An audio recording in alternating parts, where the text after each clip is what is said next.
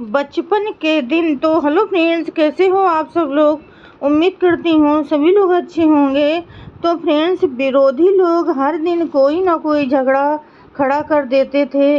सूबेदार राम जी और भीमाबाई उनका उसी प्रकार से जवाब देते थे, किंतु भीमाबाई सिरदर्द की पीड़ा से काफ़ी थक गई थीं। इसलिए इस विवाद को हमेशा हमेशा के लिए समाप्त कर देने के उद्देश्य से भीमाबाई ने सूबेदार को सलाह दी कि दापोली में घर बनाने का आग्रह छोड़ दीजिए। अब हमें कुछ दिन के लिए मुरबाड में जाकर रहना चाहिए और उसके बाद जो जगह उचित होगी वहीं जाकर बस जाएंगे। लेकिन इस सलाह को सूबेदार ने स्वीकार नहीं किया। भीमाबाई ने मन ही मन कुलस्वामिनी भवानी के प्रति श्रद्धा थी। वो सूबेदार को बीच बीच में कहती रहती थी कि भवानी की पूजा के लिए जाइए। भीवा के सिर में फोड़ा हुआ था, तब भीमाबाई ने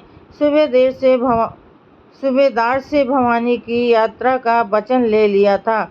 लेकिन राम जी को विरोधियों के इरादे को चकनाचूर कर उसी जगह पर घर बनाने का काम उस समय ज़्यादा महत्वपूर्ण लग रहा था। इसलिए उन्होंने मुरबाड जाकर रहना और भवानी की पूजा करना आदि बातों को नज़रअंदाज कर दिया। उस संबंध में पति पत्नी में आपस में बात होती रहती थी। एक बार बात करते करते मामला झगड़े में बदल गया। दोनों के बीच का ये झगड़ा काफ़ी देर तक चलता रहा। भीमाबाई ने बच्चों को भोजन खिलाकर सुला दिया और घर का सारा सामान बांधकर एक बैलगाड़ी भाड़े पर बुलाई।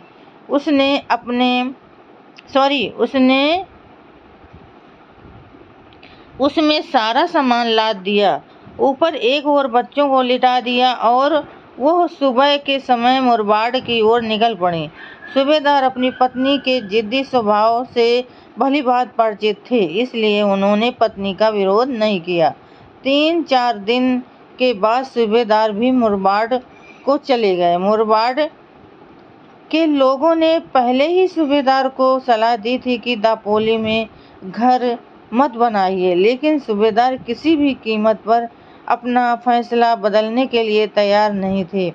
मुरबाड के लोगों ने जब उन्हें ये सलाह दी कि दापोली में बच्चों की शिक्षा पूरी होने पर यदि आपने उन्हें उच्च शिक्षा देने का फैसला किया तो आपको बच्चों को दूसरी जगह रखना पड़ेगा। इसलिए आप ऐसी जगह देखिए जहां रहकर आप बच्चों की प्राथमिक पढ़ाई और ऊंची शिक्षा दोनों को ही पूरा कर सको।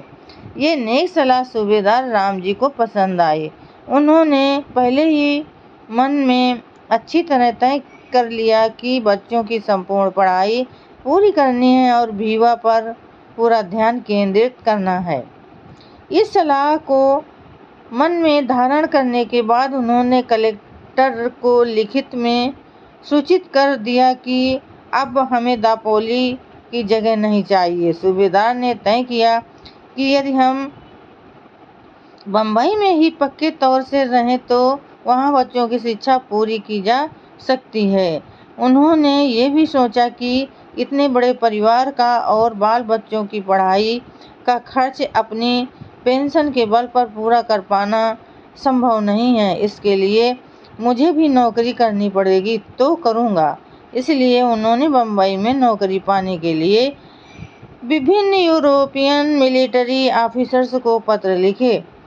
तब एक अफसर की ओर से जवाब आया कि सतारा की WD की कचहरी में स्टोर कीपर की जगह खाली है, वहां निवेदन भेजिए। सूबेदार राम जी ने खुशी खुशी वहां अपना प्रार्थना पत्र भेज दिया। निवेदन के कुछ समय पश्चात उनको नौकरी पर बुलावा आया। अतः जो परिवार पुनः दापोली लौट आया था वो सन 1896 में सतारा को चला आया। वहाँ सूबेदार सैनिकी इलाके के महारवाड़े के सामने वाली एक जगह में बहुत बड़ी झुग्गी अर्थात घर बनाकर रहने लगे। कुछ दिनों बाद उन्होंने वहाँ एक मकान किराए पर लिया और उसी में रहने लगे। उनके आसपास 10-12 पेंशन भोगी कोकणी महार परिवार रह रहे थे। ये परिवार 4-5 साल पहले सतारा में आकर स्थायी रूप से स्थापित हो चुके थे। उन पेंशन भोगियों में से नवी पल्टन, 9th बॉम्बे इन्फैंट्री के सूबेदार मेजर और सरदार बहादुर इरनाक देवलेकर, जमादार तिवरेकर, 12वीं पल्टन के भागूराव मुरबाड़कर और पिंपरीकर बुआ आदि लोग थे। सूबेदार मेजर और सरदार बहादुर इरनाक भिकनाक देव लेकर सैनिकी स्तर से और आर्थिक दृष्टि से सब में अच्छे होने के कारण वे उन महार पेंशन भोगियों में आदरणीय समझे जाते थे। वे कबीरपंथी विचारधारा में विश्वास रखते थे, किंतु उनका पठन और अध्ययन कुछ नहीं था। वे रंग से काले और दुबले पतले थे। उनको अच्छे अच्छे कपड़े और गहने पहनकर अकड़ दिखाने का बड़ा शौक था। सूबेदार रामजी रंग से गोरे, शरीर से मजबूत और कद में ऊंचे थे। वे सर पर सफ़ेद दुपट्टा और बदन पर सादे कपड़े पहनते थे। वे देखने में बहुत सुंदर और सम्मानित व्यक्ति लगते थे। उसी प्रकार आध्यात्मिक विषय में उनका गंभीर अध्ययन हो चुका था और उत्तम प्रकार की बहस करने वाले व्यक्ति के रूप में उनकी ख्याति फैल चुकी थी। वे रोज देवी देवताओं की पूजा करते थे और उनके लिए वे सुबह 2 घंटे और शाम के समय 2 घंटे खर्च करते थे। पूजा के समय उनके छोटे बच्चे उनको चारों ओर से घेर कर बैठ जाते थे।